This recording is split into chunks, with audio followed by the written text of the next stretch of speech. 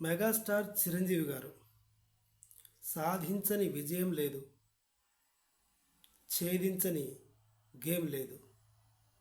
మొన్నటికి మొన్న దేశ ప్రధాని పక్కన చీఫ్ గెస్ట్గా వెళ్ళాడు. నిన్న తెలంగాణ రాష్ట్ర ముఖ్యమంత్రి పక్కన చీఫ్ గెస్ట్గా వెళ్ళాడు. కాబోయే ఎంపీ అని కొంతమంది అంటున్నారు, లేదు రాష్ట్రపతిగా అని మరికొంతమంది అంటున్నారు. కాస్త సిల్లిగా ఉన్నా కూడా ఏమో చెప్పలేం, ఏమో గుర్రం ఎగురవచ్చు. పవన్ కళ్యాణ్ గారు ఉప ముఖ్యమంత్రి కాలేదా? చిన్నన్నయ్య క్యాబినెట్ మినిస్టర్ కాలేదా? ఇదంతా కృషి చేసింది ఎవరు? పవన్ కళ్యాణ్ గారు కాదా? పెద్దన్న కోసం ఈ మాత్రం చేయలేడా? పరువు నిలబెట్టే విషయంలో పవన్ కళ్యాణ్ గారు నంబర్ 1.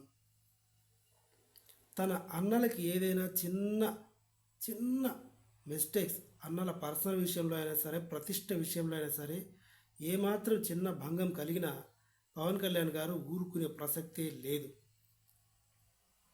ఆడు చంద్రబాబు అయినా, అంతకు మించి మోడీ అయినా, ఎవరైనా సరే, ఎవరైనా ఊహించారా నాగబాబు గారు మినిస్టర్ అవుతారు అని?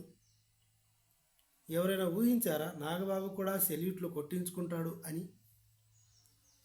కాకపోతే నేను గెస్ చేశా, పిఠాపురంలో పెన్షన్లు ఇవ్వడానికి వెళ్ళినప్పుడే నాకు అర్థమైంది స్టార్టింగ్లో దేనికి ఇదంతా అని. అదేమంటే కార్యకర్తలను వాళ్ళను వద్దని చెప్పాము, పబ్లిక్లో ఫోకస్ అవ్వడానికి మాత్రమే అని ఏదో కబుర్లు చెప్పారు. మొత్తానికి అనుకున్నది సాధించారు. కేంద్ర మంత్రిని అయితే నాగబాబుని చేశారు.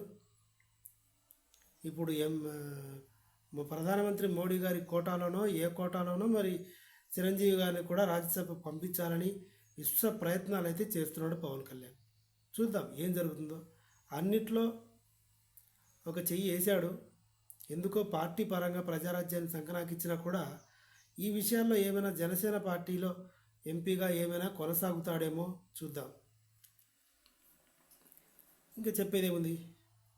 నా కంటెంట్ మీకు నచ్చితే నా ఛానల్ని సబ్స్క్రైబ్ చేయడం మర్చిపోవద్దు. Thank you.